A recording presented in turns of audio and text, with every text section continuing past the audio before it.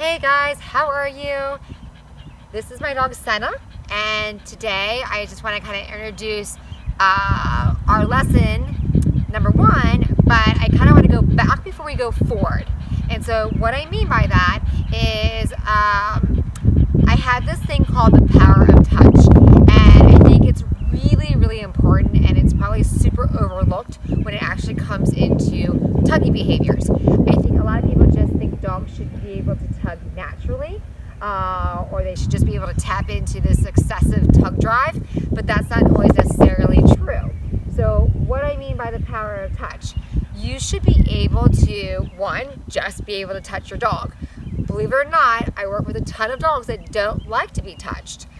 So I'm always touching my dogs. Two, you should be able to collar grab your dog without any resistance. My dogs are all trained from an early age, even my rescues, to be able to grab their collar. One, so that I can put pressure on and pressure off. Two, that I can go ahead and get a hold of them if I need to, and it's not a negative or punisher marker. And then three, a hand target. And so just, a little bump with the nose to my hand I think is also super important. It just keeps the dog wanting to be engaged with me. One of the things that you're going to be hearing me say a lot is the toy is just an extension of you, so make it fun.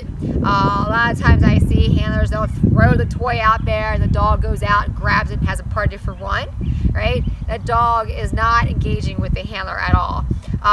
And so one of the reasons why I like the power of touch is so that no matter what happens, even if you don't have a great recall, is that you can always have your hand on the dog. So if I get the dog to release the toy, I can have my hand on the collar, or if the dog let go of the toy, I'm still engaging with the dog. So we're still kind of one unit. Okay, so just kind of demo it for you a little bit, and I'm going to go ahead and get my puppy out here in a little bit to kind of show you from 8 weeks old how that's kind of transitioned in. But more importantly, one of the things I want to kind of address with you guys is don't toxic your reward system. I see this happen all the time, right? And what I mean by that is that this never becomes a negative. And you'll understand as we go on. We do it unintentionally, but this is always a positive reinforcement.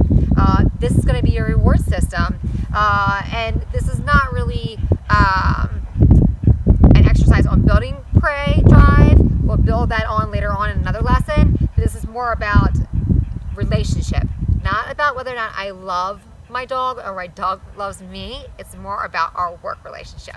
Okay, so just a few little bit of examples of this, right? I use food for this. I can grab her collar and reward her, right? She's completely unfazed by this. I do a ton of this behavior, so just a quick little demo of how I do that. I can move her collar all around. She's whatever. Super awesome. The other thing is just a quick hand target, right? I say touch it, yes, good girl, right? Touch it. Touch it. Touch. Oh, I got too much food on me. Touch. Yes, touch. Yeah, there you go. Good girl. Super. Didn't mean to confuse you there. Excellent, right? And then the third is that when I'm engaging with the dog, that I always have my hands on her, or I'm continually checking in, touching her, right? So my word to get to the toy, and we'll address this later on too, is get it. Yes, right? And so you see me here playing with her, right? I can grab a hold of her collar. She's pretty unfazed by the whole thing. Now, if you have a dog that doesn't like to be touched, right, this is something that we need to spend some time on, right? And it might be just soft little taps, right, where we're just touching the dog. Good girl. Super awesome, right? I see these handlers, they're smacking the dog. I'm like, would you like to be smacked? I really wouldn't want to be smacked, right? So, just quick little taps. Good girl, right? Long strokes. Excellent. Good, right? So then I release the pressure. My release word is release. Good girl, right? And then we can go right back to it. Get it? Yes, right? Excellent, right? I can hold on to her collar, right? I can put pressure on, pressure off, right? But I'm never dropping my dog, meaning I'm never just letting go of her and she's trotting away. Either if I need to, I can hold her collar, let go of the toy, good girl, I want her to come back into me, yes, right? And then I'm playing with her, right? Or I'm holding on to the toy, right? Or I'm just touching my dog the entire time. So we'll actually bring out the puppy here in a few minutes, and we'll show you how it's done from 8 weeks all the way up to 2 years old, and then going back and revisiting this. The best thing about our dogs is that you can always go back and train. They're very resilient animals, and they're super forgiving. So sit, release the pressure, release. Excellent, good girl, super, awesome. Okay, break, good.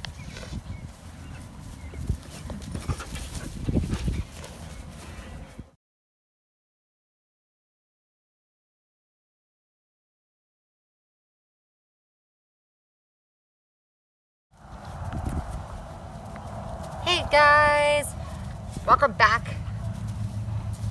This is my puppy Alita. She is 8 weeks old, and she is quite the whippersnapper.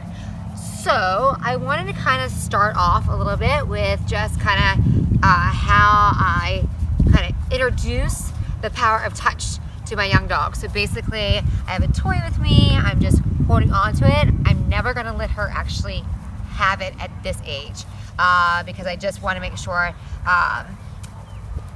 that she knows that it's just part of me and she's playing with me and we're always one unit, right? So, good tug, right? And I'm just kind of playing and touching with her so that from a very early age, this is super positive for her. And we're just gonna kind of start just dragging the toy around, letting her play with it a little bit. They're climbing over my leg, right? Might kind of just grab the back of her neck a little bit. But again, just super, super fun. One of the things you can, if you have a dog that actually kind of trots off, like I was saying earlier, you can move into a smaller space. My agility ring here is 110 by 120, so it's pretty big. But a lot of times I work just in my bathroom, so that there's not a lot of open air space for them to go. The other thing too is you could always put a harness or a collar on her and long line her, so that if she were to grab a hold of the toy and run away, that you could just kind of bring them back in, so that they're closer to you. But this is something that I do a lot with my dogs, just early on, is just playing with them, right? Holding on to the toy.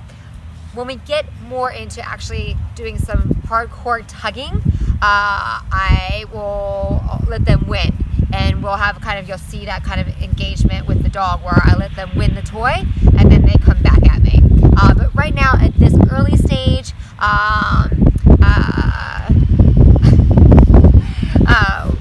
we are just one unit together, playing, right? Just loosely held in my hands. And so no matter what, even when she sinks her little teeth into me, right, it's super, super fun. Good girly. Awesome, awesome. Good. All right, good job.